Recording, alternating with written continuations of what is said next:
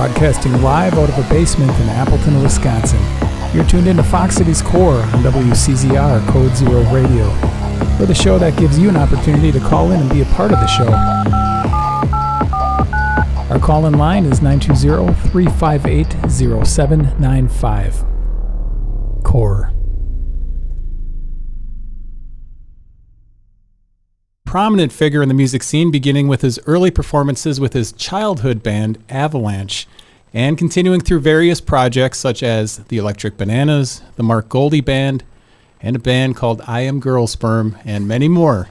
In 1997, he opened his own recording studio, Rock Garden, in Appleton, where he recorded a ton of music across its multiple locations over the years.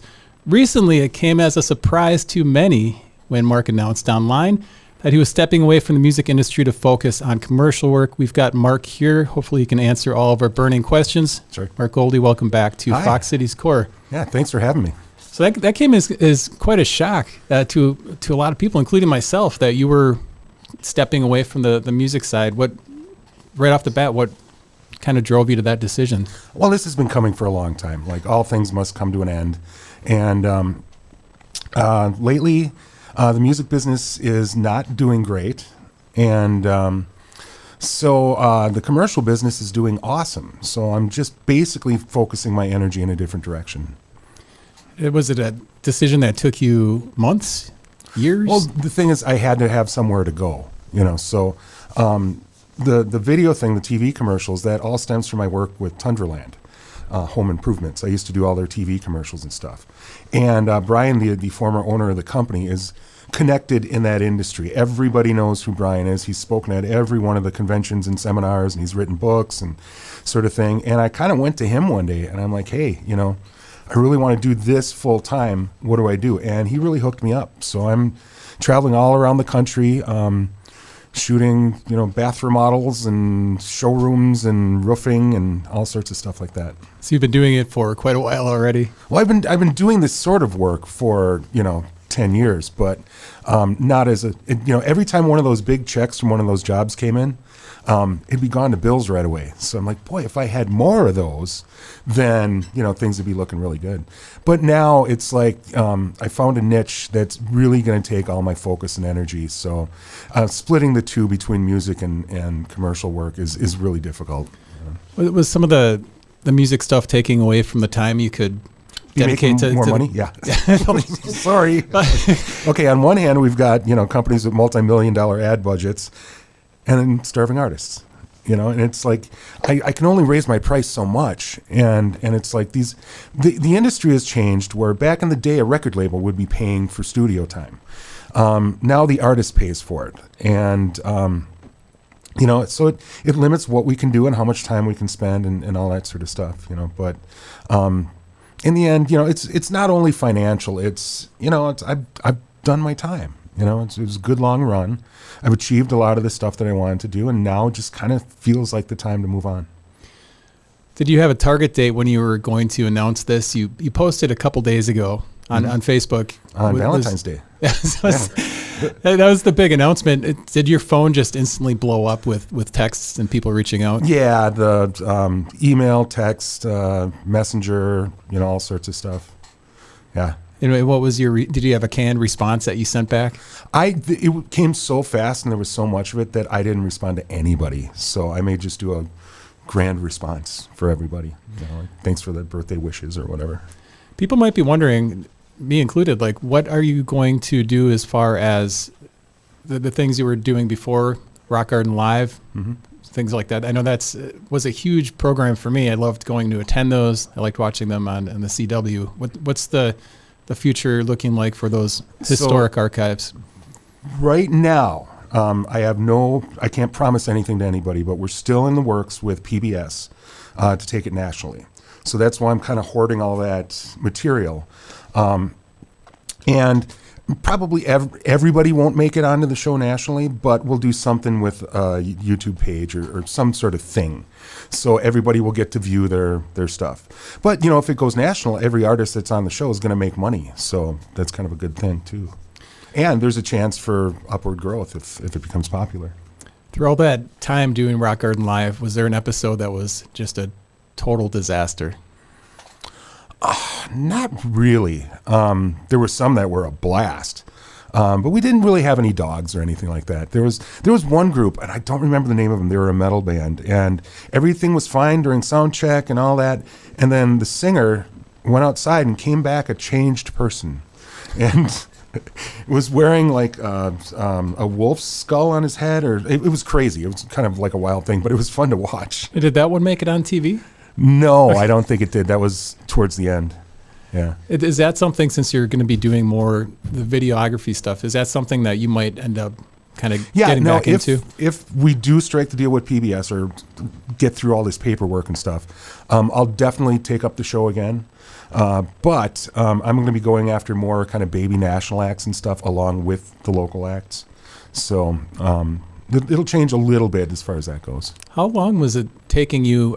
Obviously, people would film the Rock Garden Live episodes. You'd have prep work to do, the promos and stuff, and then you'd have to film it. But how much time after it was filmed were you putting into each episode? So each episode took me 3 days to complete, which started with the day of. And I'd set up everything. I mean, like, I did the chairs, the PA system, the monitors, the cameras, the lights. You make sure there's change for the door lady, water, and the whole thing, and then get the things to sign, and then the band shows up. So it's a long day. And I used to tell all the bands, when you're done, I have no patience for you sitting around talking. Get out of here. But then 2 days between editing audio and video. You had a pretty loyal group of people that would attend all those. We've got Andy Wittig here. Two of them here. It's like, to me, it was kind of fun, and I did get kicked up by you a couple times after some of those shows because you'd see people that you'd see at all these shows. Is it hard to walk away from this when you've got people that are so loyal to what you've been doing? Oh, absolutely. But like the show may come back, so that's not that sort of thing. So, I don't know. Right now, it's still so fresh that I'm just kind of looking to the future and what I need to do and so forth. And there's a lot of details in all of this. Yeah. And you addressed it on Facebook, but the mixer, the Desk Council, is going to the UK. Can you tell us how? That's the saddest part for me, is that my dream piece of equipment, my prized possession, is going away. So before you tell us where it's going, tell us about how you found it and the feeling you got when you actually acquired it. Oh, geez. It's a long story of how I ended up with it. But this came from a place called the Indigo Ranch Studio in Malibu. Custom made, one of a kind, made for them, which was owned at the time by the keyboard player from the Moody Blues, who didn't like the dreary weather in England and moved to Malibu.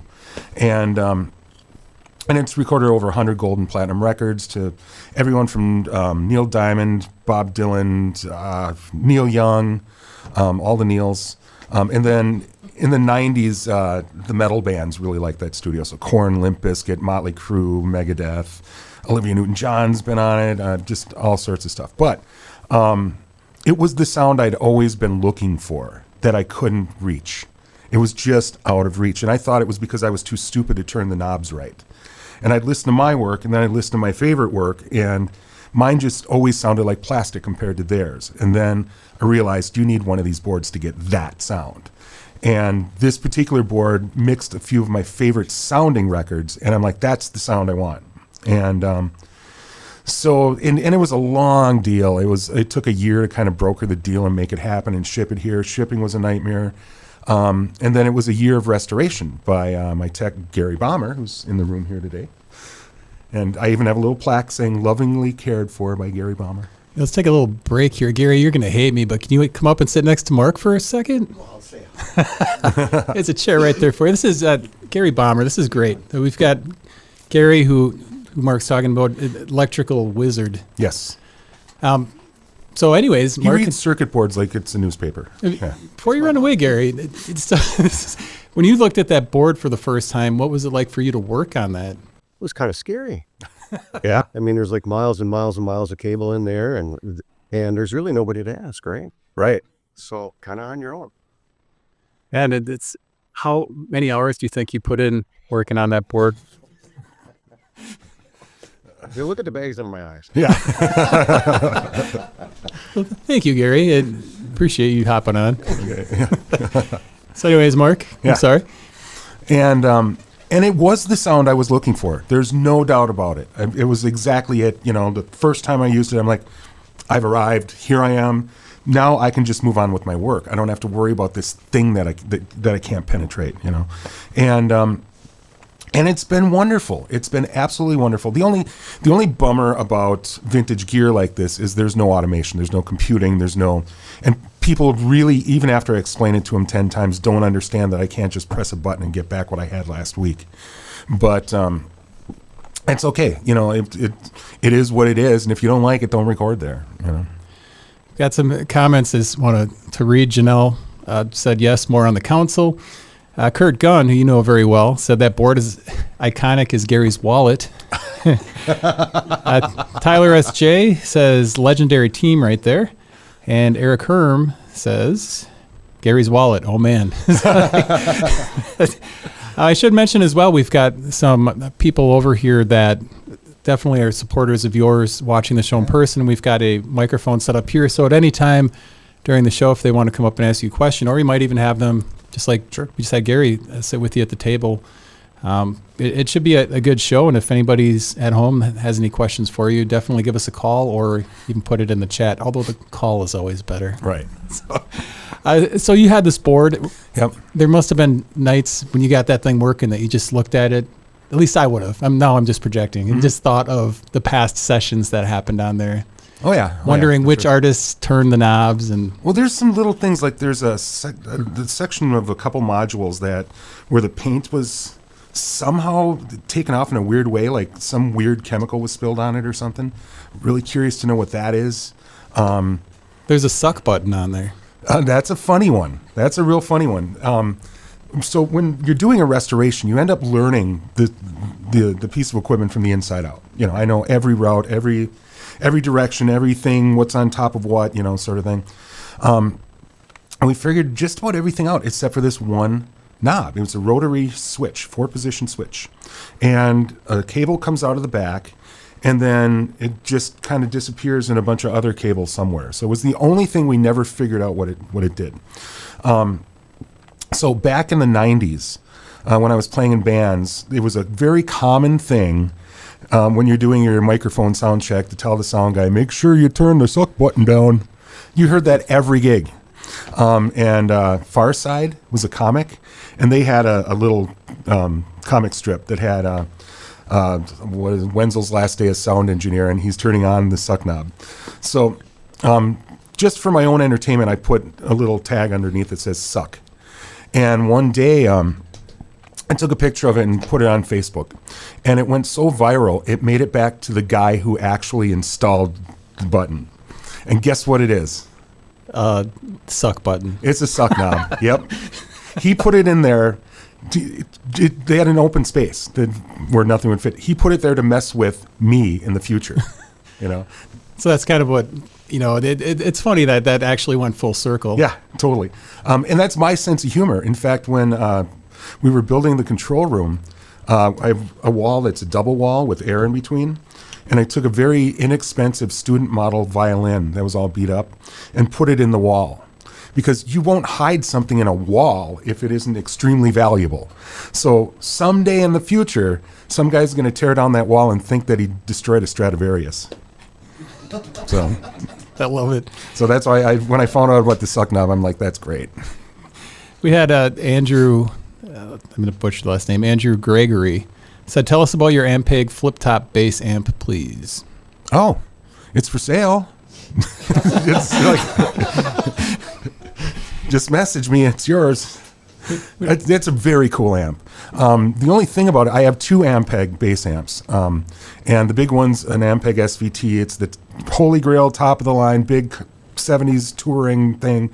It sounds glorious. And the other one, it's an 18-inch speaker, lower wattage. It sounds beautiful, and the only convenience is that it's smaller and more portable, but I don't really need it. So yeah, come buy it for me. Were people flipping out when you started listing equipment? That had to be the first. They were starting to catch on. People were starting to talk at that point. And you kind of deflected it at first and said you were just downsizing. I wasn't quite there yet when I started selling gear, but.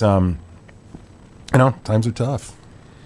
We've got a phone question here, if you want to pop on the headphones. My calculations over the last, 4 or 5 years, you and I have recorded about 150 songs. Now, in that time, I've seen you turn every knob. I've seen you patch in every chord. I've seen you use all your outboard gear. But there's one button on the board. It's labeled, and I think you know what button I'm talking about, that I've never seen you push. So, I believe it's time for you to reveal what happens when you push that button. Man, it's been great working with you. It's been great recording with you. And I wish you good luck in all your endeavors. Thanks, David. Yeah, David Fry. Yeah, so it's the suck knob. He was asking about the suck knob. Yeah. So I should have listened to that sooner. Right. That's okay. And, again, so the board is it's an exciting thing when you got it. You had the list on your phone. You'd hundreds of times, maybe thousands, pull that phone out of your pocket just to see that list. What was... Should I do the list right now do the for list, the very last time? As a farewell? I used to be able to do this in 3 breaths. We'll see. Okay, clients of the Indigo Ranch that have recorded on this console were Neil Young, Bob Dylan, The Beach Boys, Marvin Gaye, The Moody Blues, Sting, Limp Bizkit, Korn, Faith Evans, Sepultura, Slipknot, LL Cool J, The Temptations, Motley Crue, Fishbone, Nick Cave, Megadeth, The Go-Go's, Van Morrison, Jefferson Starship, Billy Preston, Chaka Khan, Pearl Jam, Danny Elfman, Earth, Wind and Fire, Oingo Boingo, The Ventures, Leonard Cohen, Eric Burton and the Animals, Peaches and Herb, Blind Melon, Mama Stud, I don't know who that is, Level 42, Canned Heat, Albert Lee, Joan Jett, Frankie Valli, Stanley Clark, Bo Diddley, Ziggy Marley, Neil Diamond, Olivia Newton-John, Lenny Kravitz, George Martin recorded on it, and Vanilla Ice. Now, you being a big Beatles fan, that George Martin thing had to be pretty cool. I've always meant to put a plaque on it that said George Martin produced here, like Abraham Lincoln slept here kind of thing. So who was the person that got you the most excited that worked on that board? See, here's the thing, is that this list is for everyone else to get excited. It's neat that, famous people and famous records. I really care about the electronics. That's really like, can it give me that sound? And if there was a board that had all my, a bunch of celebrities were on, but I didn't like the sound of, it wouldn't matter to me. So, it's cool. Neil Young was right there. There's pictures of him, by the board and stuff. But it's more the console itself that really got me excited. It's interesting how different people get different people excited. Like the Motley Crue thing would have excited me a long time ago. Right. But I think the Lenny Kravitz thing is cool. Pearl Jam, and the person that's buying the board, and Janelle said that, Danny Elfman, it seems like she's excited about him. Cool. But the gentleman that's buying your board, can you tell us how he came upon finding out about it? This guy, his name is Dan Lucas. He's in the UK, and he has a groovy studio over there, and he plays in bands and stuff. And he's this really cool looking cat. And the work that I've heard him do has been really cool indie, kind of grungy, dirty rock. But he records all sorts of stuff. But he has studied the Indigo Ranch for the past 20 years. It's his favorite studio in the world. He loves the period of Korn, Limp Bizkit. Ross Robinson was the producer on all those records, and that's really his thing. And he would be buying, he'd buy a Marshall amplifier from the Indigo Ranch and get all excited about it, and then so to have the console is like his dream come true. Absolutely. I don't know if he knows how much work is involved, but he has installed other consoles in his place too. So did he find out about it? Did you have it listed in a group or something? No, he contacted me a couple of years ago, and we've just been in touch. And he gave me a phone kind of video tour of his studio, and he's narrating in his cool British voice. And I did the same thing on my end, and we've always just kind of kept in touch. And jokingly, he'd always say, if you ever get rid of that board, I'm your guy. So one day I called him up. I'm like, what do you think? Yeah, he must have lost it. Yeah. Yeah. We have a question from Bob Minter here. Okay. Bob asks, if you could scrape the DNA from the crevices of the board, you could create a laboratory supergroup. What would you name it? It would be named Angus. That was the name of the company that made the board. Angus. Yes. Oh, so Aengus. Motley Crue, Sepultura, How much cocaine do you think was done on that Yeah. on that mix? It's back when everyone was doing drugs. Yeah. What's your opinion on drugs in the studio? So, yeah. Well, there's just some funny stories through the years of like, I've never had rules about what you can and can't do in the studio. You know, if they're high 24/7 and I make them perform sober, they're going to be out of their element. It's just stupid, you know. And if people want to have a couple drinks, that's fine. But there are times where I'm dealing with artists, and I've been through some pretty hardcore alcoholics. And it's always kind of a bull in a china shop and a race against time because, you see them kind of slipping. But I remember one session with one of these infamous guys that they were just doing piano and drums, basic tracks. And it was 8 hours to get one song. 8 hours of me just surfing on the internet. It's just like, okay, he's paying for it, sort of thing. There was one kid in a punk band. He was so nervous to record, like he was kind of freaking out and everything, that he thought he'd take a bottle of Adderall. And he couldn't play a note. Like, it's not working for you, man.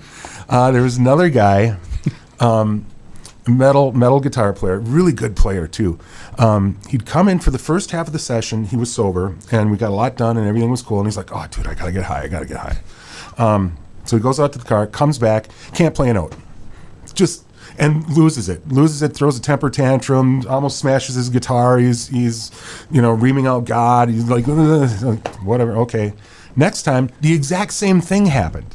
Like, the first half was great, then he went out to the car, and we couldn't get anything done.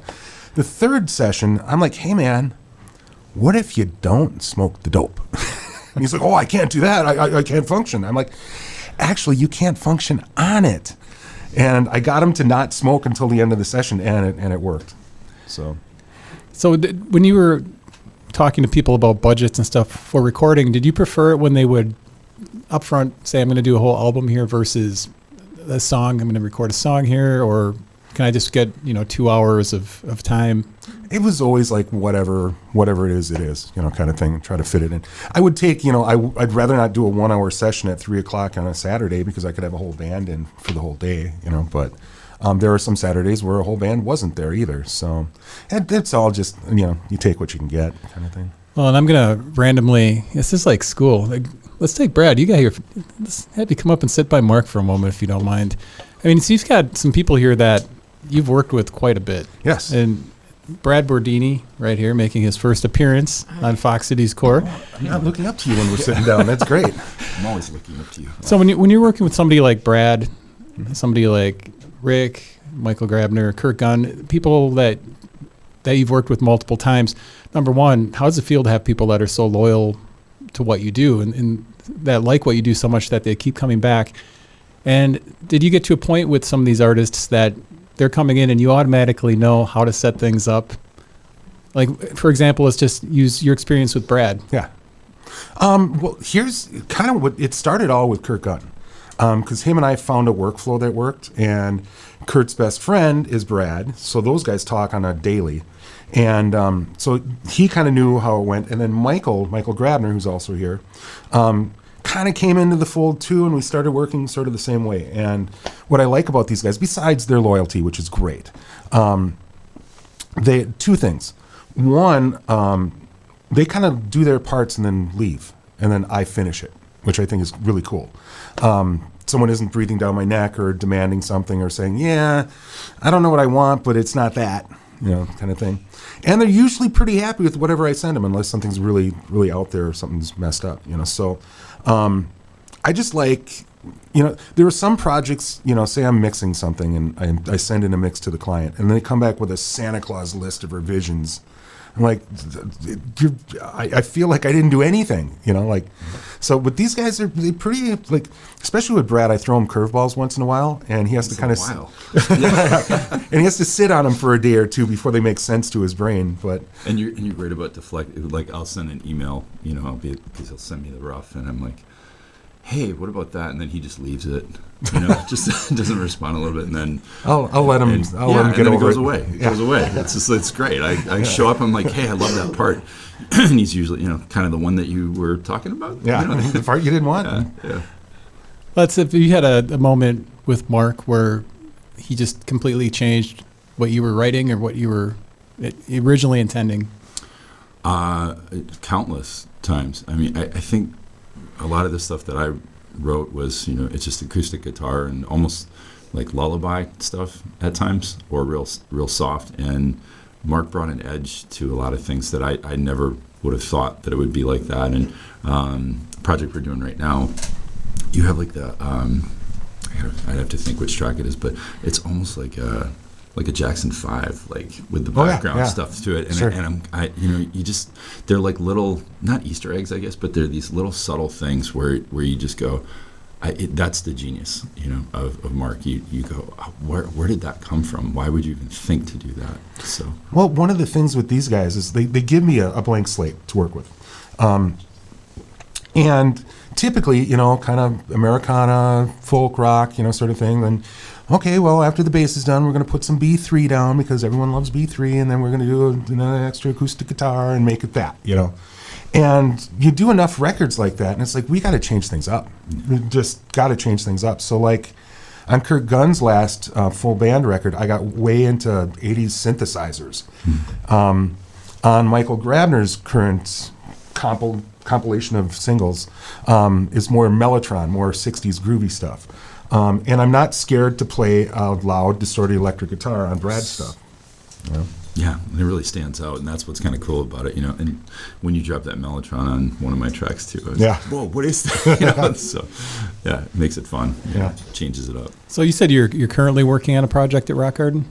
Yeah, we're I don't know. Kinda towards the end. Percent? Yeah, it's like 75 or more. Yeah, 80%. Yeah, right. about 80% done with it. So, yeah. So this is a good time to talk about what artists should do with, if they're in the mid-project. You mentioned on your Facebook post that if you've got something to do, get in there and do it now. When is the board leaving? July 15th is when I start disassembling it. So, and from that date forward, everything is unknown. Yeah. So I'll be booking from now.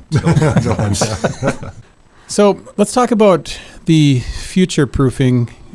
If people want to get a hold of you, if they've done a project with you all the way back to the first location, how far back are we talking? Not that far back. What happens is hard drives, especially earlier ones, do not last forever, especially if they sit for a long time. And they're not compatible with modern computers. So anything that I've recorded at the Edison Center location, the current studio, I still have. It's still functioning. Everything's there. They're easy to retrieve.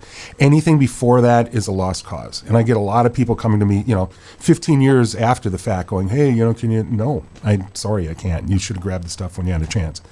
So now would be the time. Because eventually I'm going to put those hard drives away and I don't want to see them again. But you'll still have them. I'll still have them, but you can't guarantee that they're going to work in the future. So if people want, I'm charging $100 per project, per record. I will future-proof your tracks. So right now they're in a Pro Tools format. And if you don't have Pro Tools or a compatible modern, same as my Pro Tools, none of that's going to work in the future. You'll just get a bunch of files that don't make any sense, that don't start at the right time and all that. So what I'll do is I'll track out every one of your songs as WAV files, so anyone in the future on any type of recording system can use those tracks. But if I just hand you the folders right now, it doesn't do you any good. Yeah, and I just want to stress, this is a real thing. I mean, I did some recording in a studio in the 90s, and then we wanted it back, and it's gone. Like, he's moved on. He's not doing recording anymore. It's if we want to do anything with it, you've got to pull it off an old CD, which is not the same. So definitely if you've done a project with Mark, get in touch with Mark. It's worth the money to have it future-proofed and to have it in your possession for sure. We've got some comments. Just going to clean up my comments here. This is a nice comment from Kurt Gunn. He said that one of the biggest losses here is Mark as a studio musician. Oh. And Brad was talking about how you would add stuff, or you talked about how you would do stuff when the musicians left. So that's huge. Judy Ryan, a big local music supporter, said you mentioned that you'll be traveling around the country for your work. Will you still be living in the Fox cities? Yes. I can explain kind of the new company if you want. It's in the home improvements market or industry. of a lot of these companies. They need marketing and they don't know where to turn. They don't know who to call. They don't trust anybody, the local video guys, and a lot of these guys overcharge and all that sort of stuff. And then everybody has to get up to speed and so forth. I come in saying, hey, I've been in this industry for however many years. Here's a package. I'll come to your town for a week, say. Learn everything there is to know about your company. Shoot everything, customer testimonials and installs and interviews with employees. And you end up with a bunch of TV ads and a company story and content for online and, just a full package. And it should take me a week to produce and a week to in post-production. So if I were doing this every month, 2 projects a month, I'd be gone for a week and then back a week. And I am keeping the studio because I still need a video studio to shoot stuff in. And we'll see what it looks like from there, So if bands are still looking to do music videos or things like that, yep, you can still do that. Yeah, like for instance, I do these demos for Banana's entertainment bands, where they come in, they do a quick demo, and then we do either one music video or a multiple song video sort of thing. I may be doing that work yet. So I can definitely will have the ability to record bands, just not on the greatest sounding recording console ever known to man. And people have to go to the UK if they want to get I guess. We had a comment here. You mentioned Banana's entertainment. Steve Smits asks, clearly this is all set up for an incredible Electric Bananas world tour. So Electric Bananas was your old band. Yeah. Any chance now that you're going to have some weekends and some free time that a band like the Electric Bananas would get back together? No, probably not. We did a reunion a couple years ago, and that was a lot of fun. But I musically, I don't know. I really want to just step back a little bit and get away from everything, and see how I feel about things. I may want to put a band together and do the thing, or maybe not. I don't know. So if you do that and you put a band together, or you join somebody else's, are you going to record yourself or go to somebody else's studio? I'll still have a functioning studio. Yeah. So record yourself. Yeah, for sure. Wouldn't it be nice, though, to get a different kind of viewpoint on recording? No. I am so stuck in my ways. It's when I rent the studio out to other engineers, I have to leave the building because I can't stand watching other people work. I just they're doing everything wrong. I'm going to call up one of your guys here, Rick. Rick's done a lot of session work. I didn't realize how much until you posted something recently. Yeah, come on up.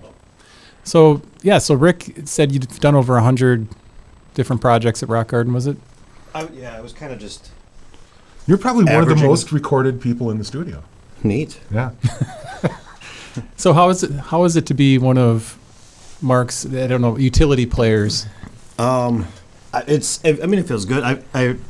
There's been probably, half a dozen times where I say, well, why do you keep calling me? Like, you know what I mean? Like, there's so many better drummers and stuff. And I was thinking about this when we were kind of talking about this happening today. And my first experience with you, I remember we were doing a demo for a cover band, just like a demo record for marketing. And probably 10 minutes in, I remember you asking me, why do I hit like a girl? Because I had never. I hope I was trying to be funny. Well, but I didn't know what to expect at first because I didn't know you. You know what I mean? I didn't know anything about studio drumming or anything. You know what I mean? So I was just kind of whatever, and didn't realize that what he needed from me. So that was my first experience. I was like, oh, is this what I want to do? You know, it's been downhill ever since. No, and it's been uphill. I'm still harping on him all the time. Yeah, you are. But But you don't hit like a girl anymore. No, I don't know. It's tough love. And that's the thing though. I think from the start, that made me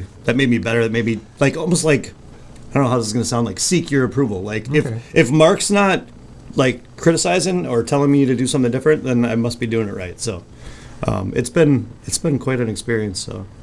Well, it's a pretty big thing too to take critiques like that and actually use it for good instead of taking it personally. And Marc, have you run into situations where you've given critique or suggestions and people take it the wrong way and think you're cutting them down instead of giving them advice using your technical knowledge? I've gotten more diplomatic through the years.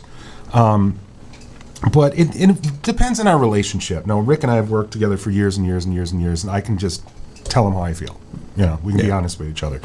Someone coming in for the first time was really nervous and all that. I try to make sure everything I say is positive, and even within the critique, not butt kissing or anything, but just keep it light, keep them feeling good about themselves and stuff. So, for the most part, everyone's just there to work and we get the job done. Do you have a favorite memory working with Marc besides him telling you like a girl originally? I don't think we were working together, and I was kind of gonna say too, like it kind of depends, like I've earned. Well, I mean, I've always had a respect for you, but I mean, like I think if somebody does respect you, like you could say you should stop playing music, and I think they would respect that and be like, okay, I'll I better quit. Like your opinion matters to people. Well, if they, I mean, somebody that's going to get butthurt over some criticism obviously doesn't respect what you're saying. But Right. That being said, I believe we were at Rookies a few years ago, but it was probably pre-COVID, and Gun and the Girl, I think they were Girl and the whatever they were at the time. Kurt and Amanda were playing outside, and I don't even remember what we were talking about. I think it was something that happened in the studio and something with the click track or something. I don't know. And I remember this will stick with me. If I live to be 1,000, I'll remember this. You told me that I was the Ringo of the Valley. Oh, And all right. that was big. So Awesome. That's, like I said, we weren't really working together, but I remember like that. I mean, that'll probably be put on my headstone. But that's probably my fondest, most favorite thing that you've ever Nice. said. So. Well, thank you, Rick. Appreciate you coming up here and giving us a few words. And this isn't a eulogy, but I mean, it kind of feels like it. And I think when you posted that, a lot of people felt they were kind of kicked in the gut with that news. Well, then they should have booked some more studio time. Is there a little part of you that enjoys this, the feeling that people are feeling about shoulda, coulda, don't know what you have till it's gone? No, well, there's a little underlying, should have appreciated me while I was here. Yeah, but We'll get him up here before I forget. Michael Grabner, if you want to come up yeah. and say a couple words. So Michael his grandparents were embedded in the scene for quite a while. Michael's put out a lot of great projects and has worked with you. Where are you going to go in the future, Michael? Oh, that's a great question. I have some. Over the years of doing this, I've met some people who, have studios and have expressed interest in working with me, and I'm gonna have to test the waters, I guess. But it's just it's sad, and because I've developed such a great working relationship with this guy, and like Kurt said in his comment, as well as all the producing and engineering. Marc is an incredible studio player. He's recorded some of my favorite guitar parts, bass lines, keyboard parts on my songs, and yeah, it's still taking a lot of time for me to process. Do you remember the first time you heard of Marc Golde? The first time I heard of Marc, yeah, I was trying to think of that because the first time I went into the studio was probably 2015. A long time ago, and at that time I was struggling a little bit with my own alcohol use. So I think I found the studio online and I came in to record some demos, and I was raw then, beyond being like having some substance abuse issues. I was raw. I wasn't much of a musician. you were just green. You were super green. Yeah. And he's one of these guys that I watched blossom from almost nothing to something great. And it's only happened to me a few times, like maybe 5 or 6 people in my whole career, where I saw them where they were like, you wouldn't think anything of them. And in a really short amount of time, they just got it. And Michael's one of them. Now he writes my favorite songs in the Valley. That's high praise right there. It's I don't really know even what to say to that, but I just know that I see Marc as like a collaborator and like as like such an integral part of, you know, my own process and, you know, what makes the songs great. So yeah, whoever I'm gonna work with, you know, it's gonna take a lot for me for me to be as happy as I have been working at Rock Garden. Yeah. Thank you, Michael. Yeah. thank Thank you. you for having me out. Yeah. So, Mark, you're not only, well, we're getting a call, so we'll do the call first. You're on with Marc Golde. What's your question? Hi, I was just wondering what some of your most memorable experiences are with having the studio, like any funny stories or anything that's going to stand out in like your top 5 memories. Thanks. All right. Favorite memories. Geez, all through the years, there's been a lot of really great stuff.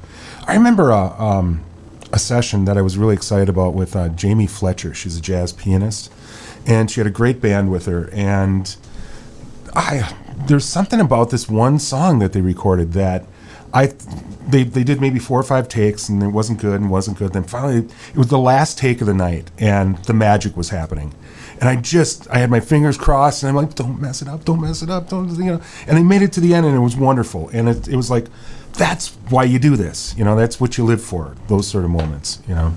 And there have been a lot of like real characters that come through that are a lot of fun to be around and stuff like that. But yeah, it's all good. It's all good. You've had some pretty big names that were at your studio. Oh, I had the one-hit wonder '90s grunge rockers. So, Verve Pipe guy. Help me, Todd. Brian Vander Ark. He's awesome. Cracker came up to do some recording and mixing. And then everybody, when I tell them that, they go, Uncle Cracker? Like, no, the band Cracker. And then they get a confused look on their face. And I go, hey, I like being stoned. They're like, oh, yeah, I love that song. Like, same conversation with probably 50 people. You had Scott Stapp there, too, from Scott Creed. Stapp. Scott Stapp was the biggest celebrity that we've ever had. He came in to do promo. It was a pre-tour acoustic promo for a local radio station that I dovetailed into the TV show. And that was great. That was a moment. There's no doubt. I wasn't a big Creed fan. Not that I hated him or anything, but just I wouldn't go out and buy their records or anything.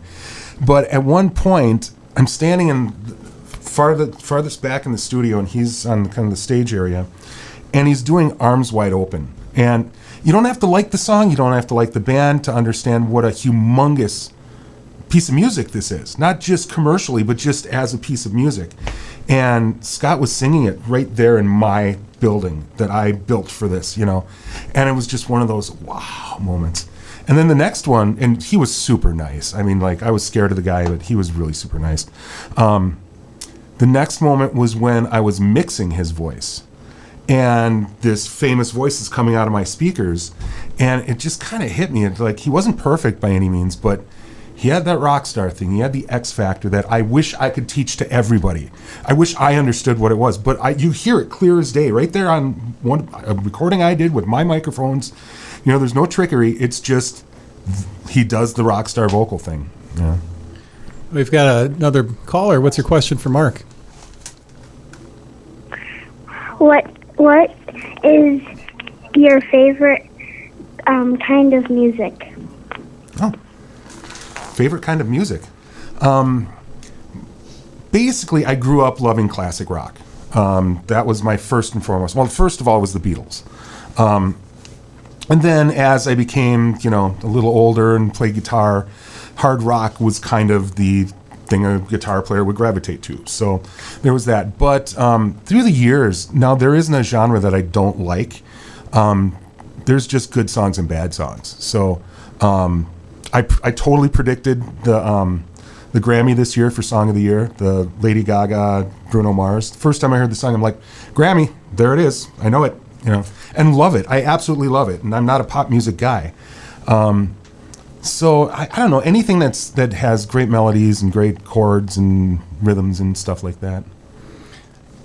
Thanks for the question. I've got to ask, What was it like having Butch Vig and Steve Marker from Garbage at the studio? Well, the first time Butch was at the studio was during Mile of Music, and I think it might have been the first year. No, it's the second year of Mile of Music. And he was playing with some old buddies of his called the Emperors of Wyoming with their own local Frank Anderson. And I was really nervous for Butch to be there, really nervous to meet him and all that. And they came down, they were going to perform, and then I would film it, kind of thing. And the entourage comes in, I'm on the other side of the room, and Butch looks around, he spots me, and comes right for me. He's like, "Hey man, I know all about you. I've known about you for years. Where's that console?" Like, just immediately, it was like completely disarming, super friendly. And then I did an interview with him, which is on YouTube. And then the next time was when we hosted the Smart Studio Story and the Fox Valley premiere of that. And I'm sure Butch had seen the movie way too many times already. And I had a really stressful day, really stressful. I just wanted to go in the control room and be alone for a little bit. And I went through a back door, and as I went to close the door, I felt resistance. And I look back, and it's Butch Vig and Steve Marker. And Butch is like, "Hey, can we hang out with you?" The guy who recorded the voice of my generation? No, I'd rather be alone. So yeah, of course. So it's good. They were drinking, I wasn't. So Butch and I were just chatty. And then Steve, who's a little strange, he stood at the corner of the recording console with a drink in his hand, staring at it. And then every 5 minutes you'd hear him go, "It's just so beautiful." That's all he said the whole time. So, Stories like that are pretty cool. Yeah, totally. I'm sure I'll think of more on the drive home. We'll have to do this again. And we have another question here, a two-part question. It's from Jerry. Yes, two-part questions. First one is, have you spoken to any of the previous artists on the list that recorded on that board about their experience recording on it? I had every intention of doing that. There was one missed opportunity that I found out Korn was going to be at Rock USA, and I'm like, "Hey, we're really close. Maybe I can get them to come in for a photo op and sort of thing." And then I looked up dates, and it was the prior week, so that didn't work out. Didn't you have the singer for Cold there? Or? Yeah, I guess that's the only one I've ever met. Scooter from the band Cold. Did he have any stories about it? Not really, no. But we got a nice picture of us sitting in front of it. Yeah, I remember doing coke off that board or something like that. Well, Jerry's second part is, you are known for your Beatles knowledge and challenges to others to try and stump you. If you had a chance to ask Paul or Ringo a question, what would you ask them? Oh, geez. I don't know if that's such a scary thought that I never even thought of what I would ask one of those guys. I'd probably find something really obscure, some weird trivia or something like that, to ask McCartney. Ringo, that guy seems like a little antisocial, even though he's always peace and love. But so I don't know what I'd ask him. Let's talk about awards. You've been cleaning house on Studio of the Year. I'm sure the I Whammies. upset some people last year, yeah. Yeah, so there's got to be some people that are happy that you're getting out of this business. Yes, but there are. You've got a recording, last year, recording studio, Rock Garden, producer Marc Golde, engineer Marc Golde, album of the Winter, year. Kurt Gunn. Unique album of the year. Aaron Krebs, yep. So are you going to still... There's nothing you're going to be able to win starting in 2026. I have 17 whammies. I, as it is, have to build a shelf for them, so I'm fine with 17. Yeah. People have a problem. This question, I didn't mean that to be a statement. Do people have a problem pronouncing your name sometimes when they meet you and say Marc Golde? Yeah, it's Gold or whatever. No one spells it right, so I'm just used to it, and it doesn't upset me or anything like that. But it's MarcGolde. Those marks with a K can't be trusted. That's good to know. Yeah, don't ever mess with one. Oh, well, great. We've got a question here from Kurt Calder. Oh. Am I saying his name right? Yeah. Thank God. The question is, thanks, Marc. Thanks for taking all of us on this musical journey. It's always been a blast. So, and you've done a lot of work with Kurt. Oh, yeah. So it's Party Clowns and He's Girl one of my Sperm. best friends. Yeah, absolutely. Kurt's great. So he's just like Rick. He's done a ton of session stuff for you. Not so much in the last 10 years or so, because he's kind of gotten out of the business himself. He'll play in a project here or there, but not a whole lot. Is there anything that you want people to know about? Maybe something you're grateful for having the studio almost 30 years. I mean, Yeah. you've been doing it for 28. Well, I've recorded professionally since the mid '90s. I don't know exactly what year that started, but I know the big thing is I've always been excited to be in the Fox Valley. I picked the Fox Valley when I was a teenager because I came to visit my sister who lived down here a couple times, and I saw what was going on with the music. On a Thursday night, they took me out to watch bands, and there was we saw 5 or 6 bands, and all of them were shoulder to shoulder audiences. I'm like, that's where I want to be, not stuck up north. And the valley's been through peaks and valleys, of creativity and stuff. But the scene has always been so creative and so good that I can't imagine any other place that I'd be able to do what I've done. So to me, that's the exciting part. It's just it's always been awesome. When your parents were so supportive of you deciding you wanted to do music, and of course your mom, you posted a video. My momager. Your momager. Yeah. And she was always there recording your early shows. Your dad was a Holocaust survivor, Yes. which we've talked about it before, and I just want people to know that your dad survived the Holocaust. He has a book out called Ragdoll. Yep. Did probably hundreds and hundreds of talks at school about, I remember specifically him talking about hiding under a pile of dead bodies. Yep. And as far as people being supportive of their children getting into music, do you have any advice for parents as far as how to navigate the waters? Oh, it's tough. It's tough because parenting has changed so much through the years too. Because I kind of have what you would now call helicopter parents. They, at a very early age, tried to find me my thing. And I remember we tried wrestling, and we tried this, we tried that. And music was the only thing that kind of stuck. And from that point on, they kind of had a deal with me is if you want to do this thing, we'll support you, but, don't mess up, kind of thing. So, but yeah, Mom was, she'd drive us to the gigs and book the gigs and do the whole thing and give us advice that we wouldn't take back then, but now I give to other people. I was hated by a lot of kids and I didn't understand why. They were jealous of me because I had supportive parents and they didn't. And I had a lot of friends that resented that because I didn't know any other way. I just thought all families were like that. If the kid has an interest, the family's going to put their resources into it. So it was great. It was really great.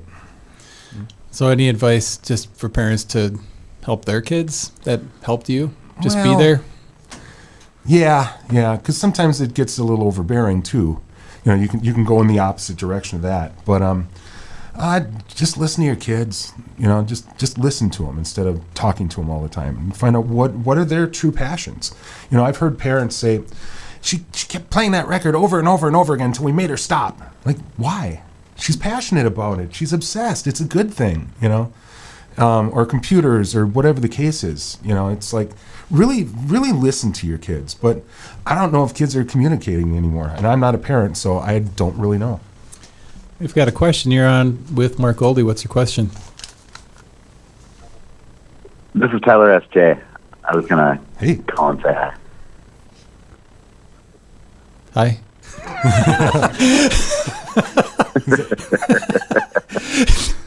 Do you have a good memory working with Marc? You just recently shot out of the canon of music again. Yeah, a little bit. I mean, I was just going to say that, for a lot of people who probably hear the songs, they don't realize kind of what goes into it. And, but that for behind the scenes for a lot of these players, Brad kind of touched on this, that they come to him, not fully formed, and then to hear him come out fully formed is really special. I remember when I put out my first album with him last year, listening to it and just fucking crying, I'm like, it's silly kind of, but it's, it's real. And it's been a pleasure to work with him. Appreciate it. Oh, that's great.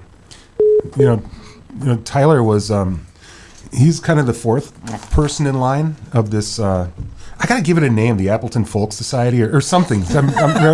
Americana, whatever. But he's another one who came to me very raw, and probably came to me because of these guys. And again, Blossom. Now he comes in and he nails his vocals. If I have to pitch correct, it's a note or two once in a while, and and that's within a year's time. He's gone from point A to point B. It's great. Well, it's a tight group too. Got Brad up here. How is it having somebody like this? You've got a tight knit group of people, musicians that you do a lot of shows with. Losing Marc, I mean, Kurt always says he's the George Martin, of his career. Where do you go from here? I don't know, because you seem to be just a very humble man. But I remember talking to my father. Just take a sec. But I remember talking to my father before he passed away, and he thought, I don't think many people will show up at my funeral. And then there were hundreds and hundreds of people that came to his funeral. And Kurt and I were talking because everyone's right. I mean, a lot of people are talking right now. And Kurt and I were talking, and this is such a major loss. And I don't think you truly understand what you've done to solidify connections with people and to build confidence. And I think that's one thing that I don't. It's an art, and because I do work with with psych and stuff during the day, and you talked a little bit about it before about how you create that positivity with people and you stay with that, and it built so much confidence in me when I went in the studio. I remember I was just scared to even let it out, and almost effortlessly you're just like, nope, a little more, here you go, yep, and go with that. And it built so much confidence. And then what was interesting is you would share and compliment other artists, and you if you're good and you're smart, you pay attention to those things. And I started listening to what you would say about each artist, and what was interesting is you start appreciating those artists more. And I don't think you realize you brought together, maybe you do, I shouldn't speak for you, but you brought together such a huge, integral part to this community, this music community. And a few of us were texting the other night, and Chris Hanaway was just really bummed out the last few days. And so we were talking, and it's kind of this idea of we've all evolved into our major friendships are each other, like the other musicians, and we spend less time with the other people in our lives at times because you appreciate it so much more, and you did that, And I guess I do have a question for you. Oh, yeah. When you look back, and I know you're not dying, okay, but it feels like I am. When you look back, let's say 10, 20 years from now, what will bring you the most joy? Like what memories and thoughts will bring you the most joy, that you're proud of? I mean, you have 17, which, by the way, that's insane. You're like Tom Brady. but more that emotive, kind of side. To me, it'll be the work. It'll absolutely be the work. I joke about the whammies thing, and it's a great honor, but if I had no whammies, it wouldn't change my life. There are certain records I'm going to go back and listen to. I'm like, yeah, we really nailed it. We really got it that time. That to me, I think if I'm ever debilitated in a bed somewhere, and I can listen to whatever I want to, I would find a bunch of stuff and really, really enjoy going back and listening to it. That's what I'm most proud of. Well, and I have a mic, so I thank you very much for everything that you've done for my life. Well, and thank you too. In a huge way, Yeah, so this, again, it does feel kind of like a funeral, but Marc Golde is not. If I were only laying down right now, and these guys were sorry, my fault. But it's important to point out Marc Golde is not going away. You're just pivoting, and this is it's gonna change your relationship with a lot of people. Instead of being this teacher, you're gonna almost be like a peer in some instances. Yeah. You're not the wizard behind the curtain anymore. You're gonna be one of the Lollipop Guild with the rest of us. We'll see. Yeah. And the thing is, I'll still have a functioning studio. I'm not going to depend on it to make a living, which is the big thing. Doesn't mean I won't do a project here or there. It doesn't mean I'm absolutely going away. I'm just not doing this for a living anymore. So. Well, if people want to record on this board or find out where it's going, it's the Joplin House in Ashford, UK. New owner, it will be Dan Lucas, and I'm sure that he's going to be reaching out to you years and years from now. You guys have a unbreakable bond Oh, in yeah, this board. absolutely. Probably Gary too. You're probably going to hear from Lucas once in a while. Oh yeah, he's gonna get some calls. Can we end the show on anything you want to let people know that are watching that worked with you in the past? I just thank everybody. I was able to do this, full time for, a good 22, 23 years. And I really appreciate that. And I appreciate people who come back to me. And even if you don't, that's fine too, but, just know I did my best with everybody. I don't care who you are. I get some, 13, 14-year-old little punk band. I don't treat them with any less respect than I do these guys.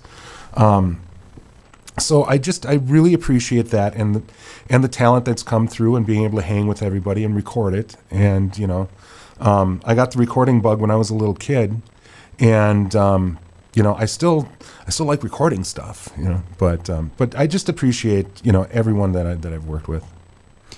Well, thank you for doing this. And of course, I'm sure we'll talk again. Yeah. And thank you for everybody that showed up today. That's thanks, guys. really cool. Again, it goes to show people came here today for you, which is amazing. So thank you all you guys for coming. And Marc, we look forward to hearing what you have going on in the future. Thank you for all you've done for the Fox Cities music scene. It's been a long ride for you, and I'm excited for your future. Yeah, thank you very much.